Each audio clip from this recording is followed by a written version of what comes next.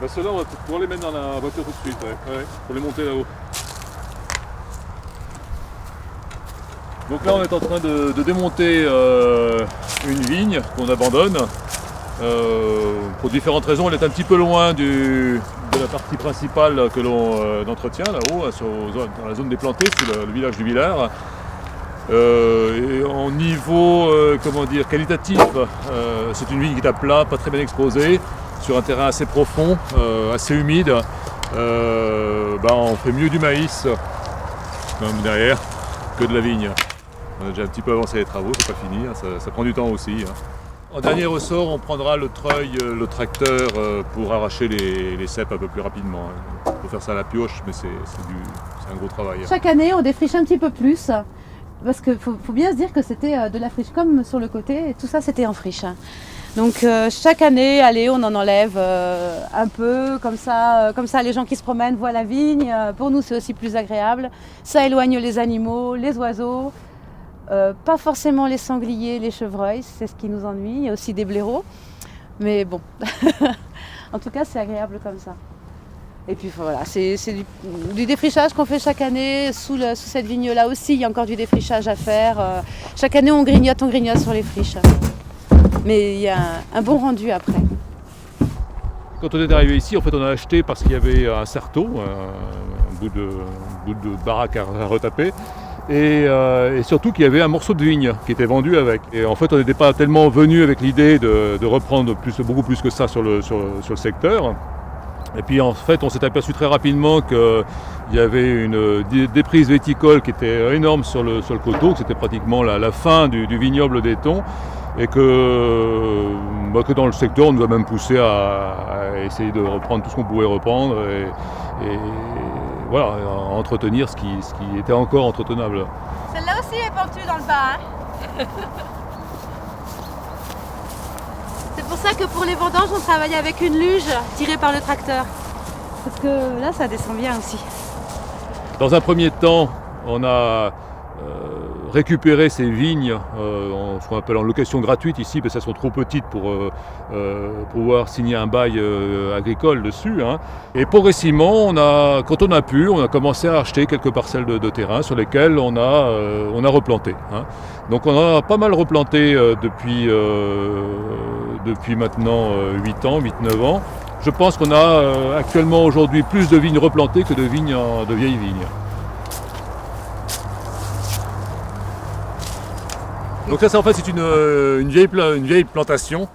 C'est toute la mondeuse et probablement des très vieilles mondeuses parce qu'on a estimé que les pieds, certains pouvaient avoir au moins une centaine d'années.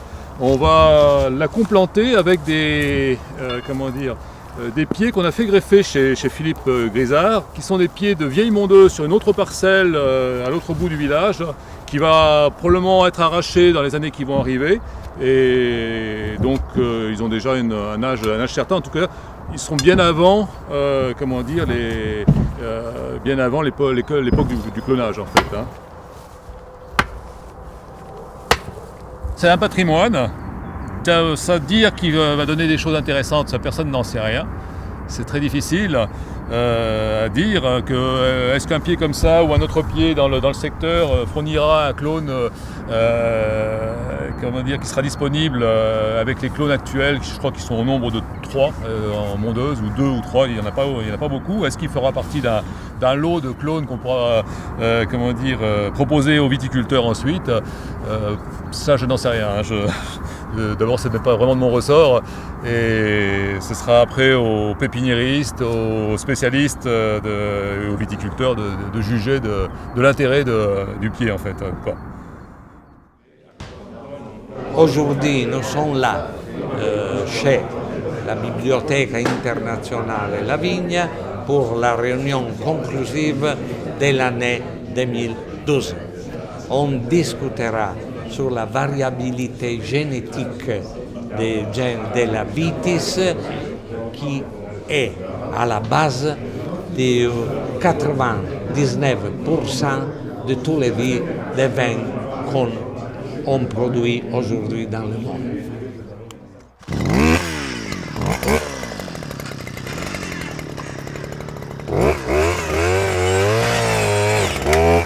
sur le coteau, il est plus facile de travailler horizontalement, c'est moins compliqué qu'avec des treilles. De toute façon, il est difficile pour l'instant de faire passer des machines dans ces vignes.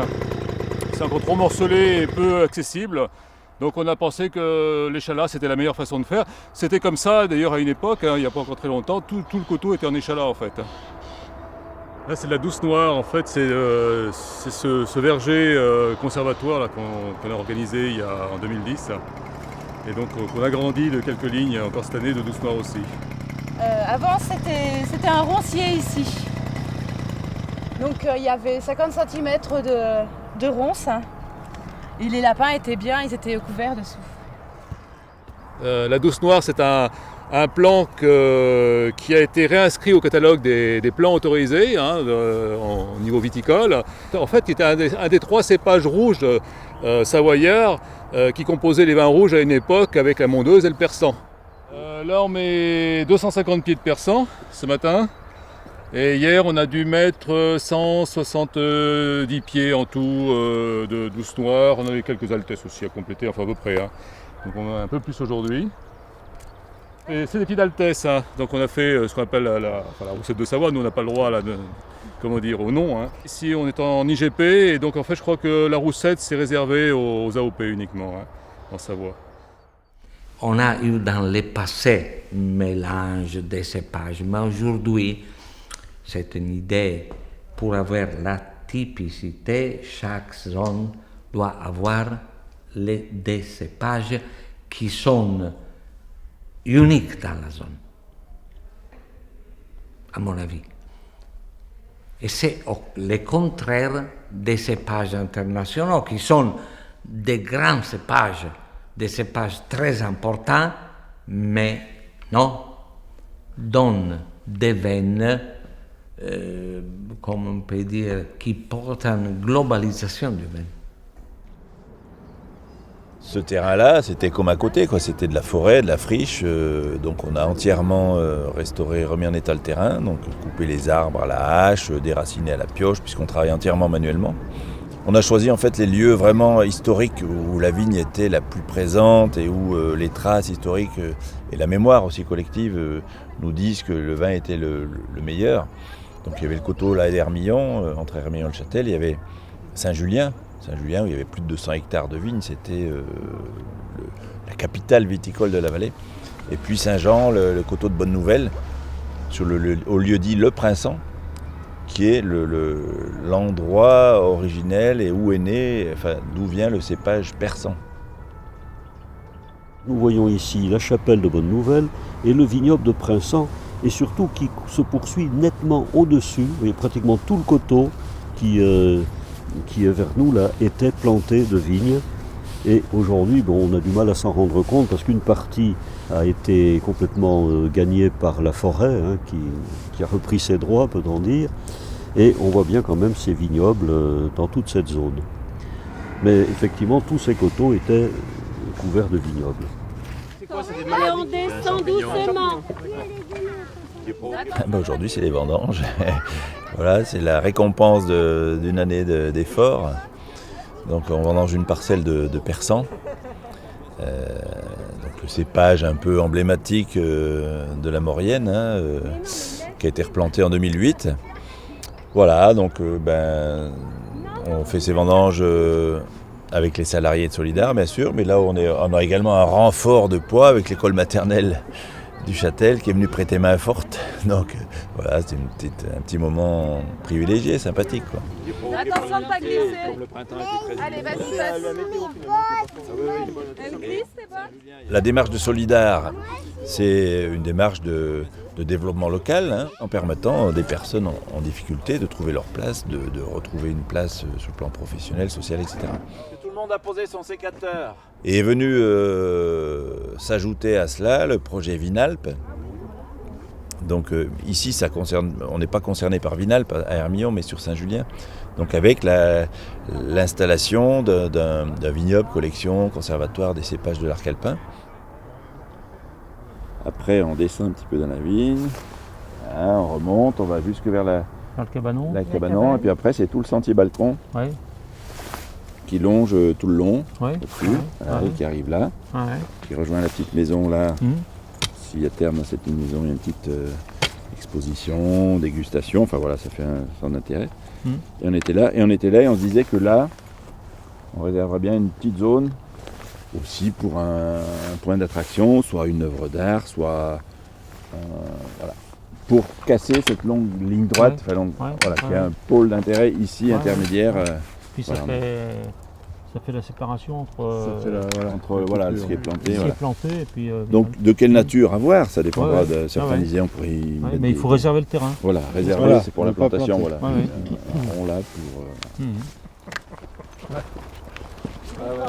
À Saint-Julien, le terrain, c'est une association foncière pastorale, donc c'est des terrains privés. Il y a des terrains communaux, on a commencé sur des terrains communaux, puis ensuite c'est des terrains privés, mais rassemblés au sein d'une association foncière pastorale. Saint-Martin, ici, quoi. Ouais. La casse, le vignoble.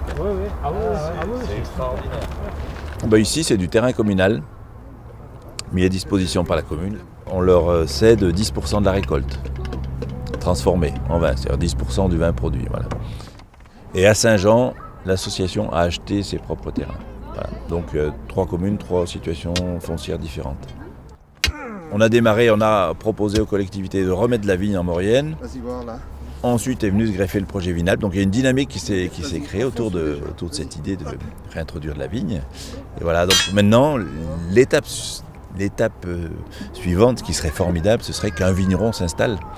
Qu'un vigneron s'installe sur Saint-Julien, par exemple, parce que là, il y a un potentiel foncier, il y a de la place. Et là, vraiment, on aurait réussi notre pari, quoi. Redonner un élan à la culture viticole. Parce que la Maurienne, s'il n'y avait pas eu l'industrialisation, et puis l'histoire qu'elle a connue, quoi, et la disparition de la vigne, je pense que la Maurienne aurait été un grand territoire viticole alpin, quoi, parce qu'il y a vraiment le potentiel, un peu comme le Valais, quoi. Il y a le potentiel à la fois climatique, même si aujourd'hui on ne le vérifie pas vraiment, mais géologique, il y a toujours du vent, donc c'est excellent pour la vigne parce que ça sèche et ça évite le développement des maladies. Ce sont des variétés particulières, la mondaise par exemple, qui sont uniques de ce territoire.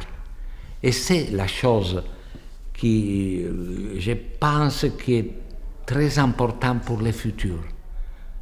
Cette liaison entre ces pages particuliers qui donnent des produits originaux typiques dans des zones particulières. Cet après-midi, on est en train de récolter donc, le Grand Marétel, plutôt en vendange tardive, c'est-à-dire que ce sont des raisins qui sont arrivés à surmaturité avec une qualité, je dois le dire, assez exceptionnelle pour le millésime 2013. Alors il y a un peu plus de 10 ans maintenant, cette parcelle était en friche en totalité.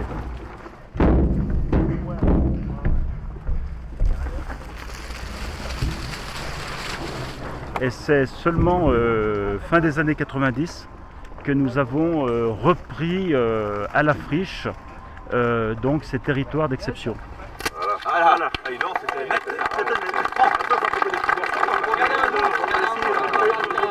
Alors là, je pense que Didier va vous montrer Alors, on nous prépare le côté le terrain. culture maintenant. La préparation du terrain. Allez, les plats. L'année passée, 80% du vignoble donc, a été planté pour ceux qui avaient des plans et des droits. Et puis là, cette année, ça va tous planter ce qui reste. C'est un nom, votre routine, hein? Une viruna. Une quoi? Viruna. Viruna. C'est vrai que ce coteau a connu ses difficultés. Il y a eu des périodes difficiles, la période du phylloxéral, la période de la guerre de 14-18, où les jeunes donc, sont malheureusement partis donc, durant cette guerre. 20 jeunes sont partis. Et on a constaté l'abandon à cette époque de toute la partie haute du coteau. Le coteau repart de bon pied et nous sommes aujourd'hui soulagés de voir donc, ce coteau prendre les dimensions qu'on souhaitait leur prendre. Ce que vous avez replanté ou reconstruit par rapport à l'histoire, ça correspond à quoi par rapport à la production de Jean Jules? Alors, le coteau de Marétel, c'est 10 hectares supplémentaires. D'accord. Et en production, si on fait une cote de l'ordre de 40 à 45 hecto-hectares, donc c'est pas ce qui va inonder le marché. C'est 500 hectos de plus. Mais en termes d'image, de qualité, on est sur un site, je dirais, exceptionnel. Et c'est là qu'on qu'on a pu déjà et qu'on va continuer à communiquer sur le produit. Le coteau de Marétel a toujours été un vignoble hautement réputé. Et réputé par la qualité de son produit, l'altesse qui s'exprime véritablement dans ces territoires à éboulis calcaires, des rendements relativement faibles, 35 hecto-hectares, les bonnes années on arrive péniblement à 40-45 hecto-hectares, une qualité largement reconnue en toute période de notre histoire. Là, on va redescendre de ce côté. Là. Alors nous avons constitué une association syndicale autorisée, donc qui s'appelle des coteaux Jongieu-Marétel, qui fonctionne encore aujourd'hui et qui a pour but la réorganisation et la restructuration des vignobles et en même temps à la lourde tâche de l'aménagement hydraulique et la gestion hydraulique. L'audace que les vignerons ont eue, c'était véritablement d'investir massivement sur ce coteau difficile, entre 50 et 60% de pente. Nous avons arraché des vignes dans d'autres secteurs et nous avons repris les droits de plantation dans ces secteurs pour les réimplanter sur les terroirs de Marétel. Des jeunes se sont installés avec des droits à produire qui au final a permis donc d'implanter la totalité du coteau. Ça va tirer par le sucre. Nous avions une obligation, c'était de respecter à la fois l'environnement, respecter également la qualité paysagère de ce coteau. Et je crois que les travaux qui ont été réalisés n'ont en rien nui à l'image qualitative de l'environnement et des paysages.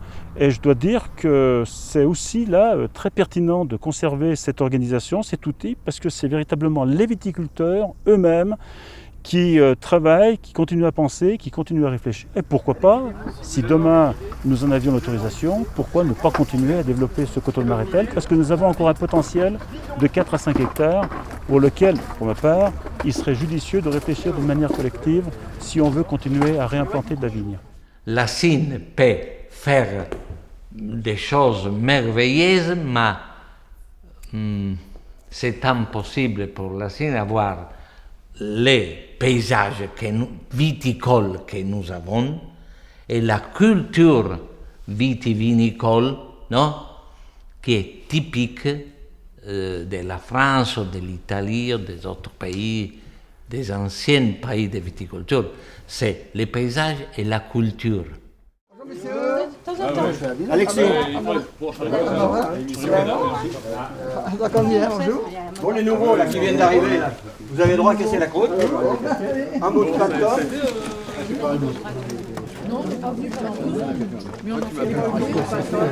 Prenez un bout de pactum. Il veut venir. Vous l'avez fait? Ah bah non, vous l'avez pas fait. Imagine. Non, on n'a jamais fait la mondeuse en bas. Alors là, la partie haute de l'église, c'est pratiquement que de la mondeuse. C'était une plantation qui avait été déclarée en mondeuse à l'époque. Et la partie basse, vous me disiez qu'il n'y avait rien du tout. En fait, il y en a une petite moitié de mondeuse. La radio, dans le journal. La partie basse, à côté de la route, tu veux dire? La mondeuse, ça fait des grappes qui sont assez lâches. Et c'est de la mondeuse, c'est des pieds de mondeuse qu'on a plantés il y a 7 ans. Donc là, de ce côté, ce sont des jeunes pieds. Ils sont bien vigoureux et ils sont bien traités. Ils sont bien vigoureux, ils donnent bien du coup. Mais on égrappe au mois d'août, on enlève des grappes régulièrement. Sur ces pieds pour qu'ils ne soient pas trop chargés et que, voilà, que les grappes après puissent être belles. Sur ces cépages, sur ces pieds, on a des grappes qui sont assez aérées, donc on n'a pas trop de pourriture qui s'installe. Et cette année, on a eu globalement que de la belle vendange.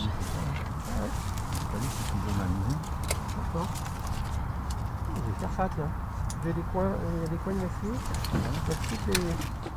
Et après, vous venez à la Pouillère. Avec la voiture, on peut passer. Tu passes là-bas, tu continues tout droit, puis ça revient, mais Jean-Marc. Cette parcelle-là, alors, qu'est-ce que c'était avant? Alors, c'est une parcelle avec plusieurs cépages mélangés, parce que les gens aimaient mélanger leurs cépages pour avoir un vin typique. Alors, dedans, il y avait par exemple de l'Alicante. L'Alicante qui est un cépage teinturier. Quand on le presse, il est déjà rouge à la presser. Donc là, ils avaient de la couleur avec ce cépage-là.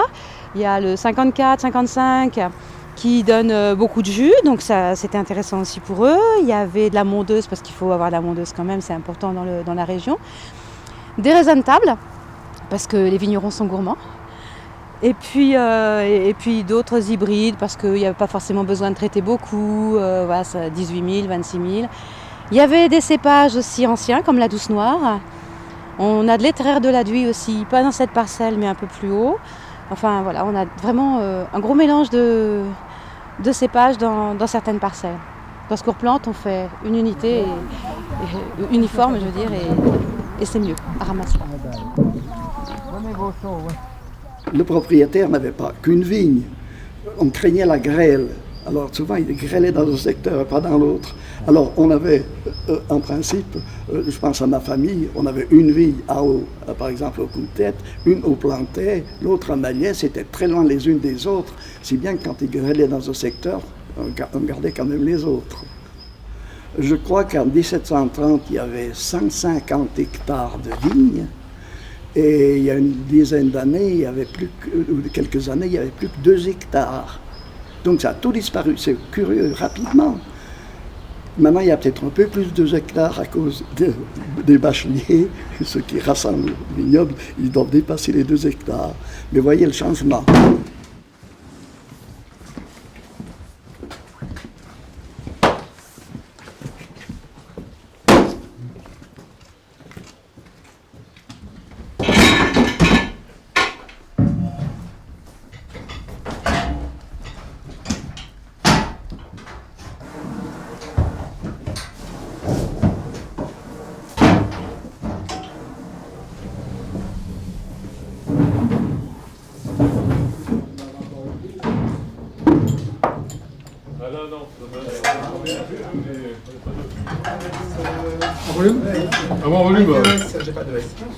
C'est normal, bien qu'avec ce mois, on va faire demain. On va tomber sur entre 15 et 17 hectos de jus au final. J'ai mesuré, on est à 10,6 degrés. Voilà. Donc pour la mondeuse, c'est pas mal parce que la mondeuse, c'est jamais très sucré. Hein. C'est au moment.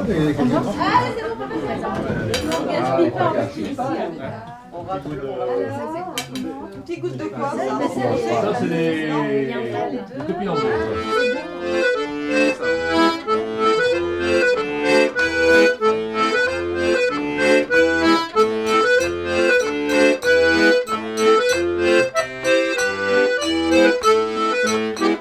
Si on a les mêmes cépages et le choix de cette même cépage dans des différentes zones, c'est-à-dire des clones qui viennent d'une zone, d'une autre, du même cépage, on a trouvé des DNA différents.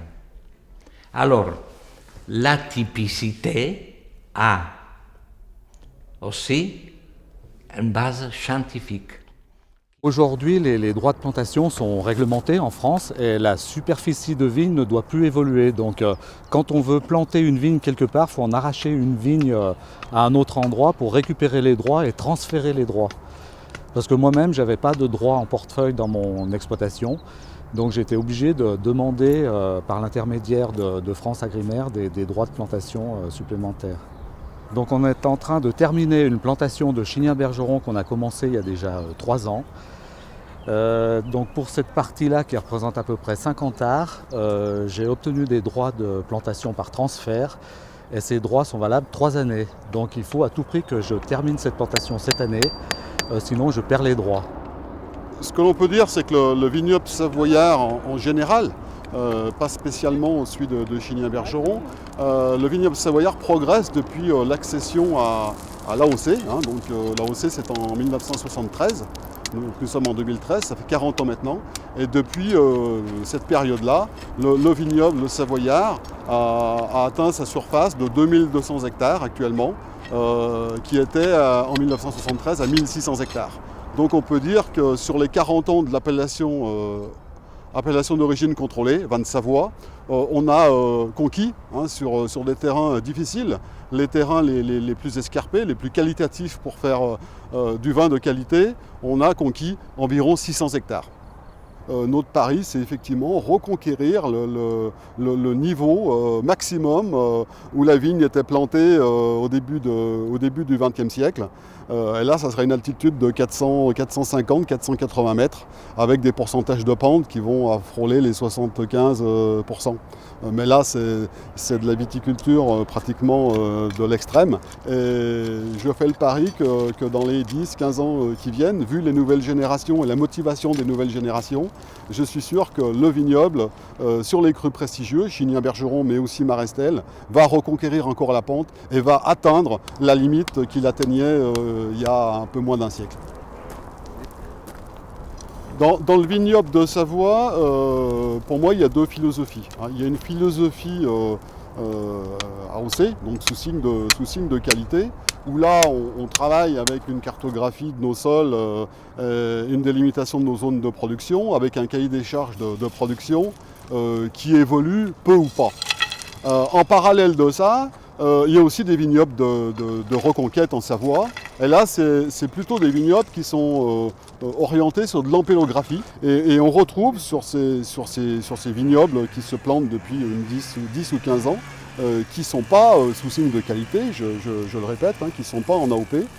On arrive à avoir des vins qui sont issus de cépages anciens qui sont disparus de la Savoie et qui ont des qualités très intéressantes. Et nous, au niveau des vins de Savoie, ces cépages, même s'ils ne sont plus produits actuellement, sont encore autorisés dans nos décrets d'appellation.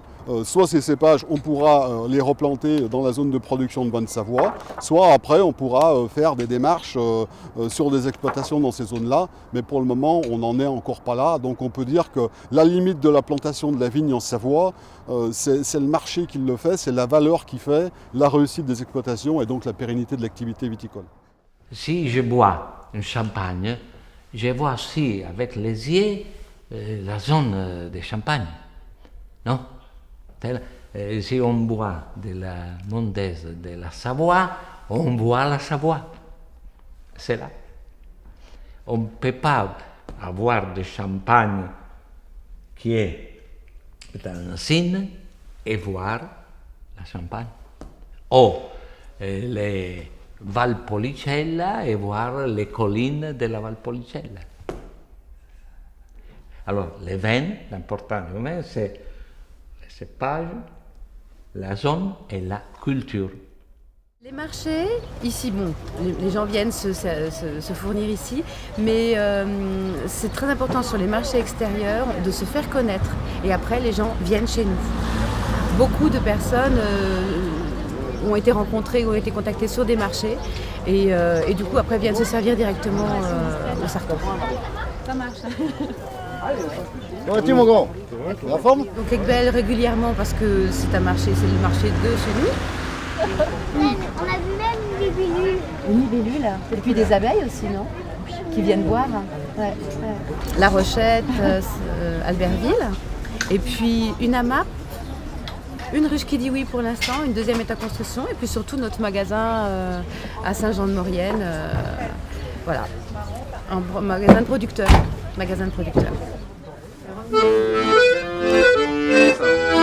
La ruche qui dit oui, c'est quoi ça? La ruche qui dit oui, c'est un concept qui a 1 an et demi. Les producteurs proposent leurs produits à des personnes par internet. Et les personnes commandent. Il n'y a aucun contrat entre les clients et les producteurs. Et par contre, il y a des jours de livraison. Donc nous, on sait en producteur qu'il faut préparer tant de bouteilles pour tel jour, pour le mardi. Et puis les personnes viennent chercher leur panier ce soir-là. Voilà.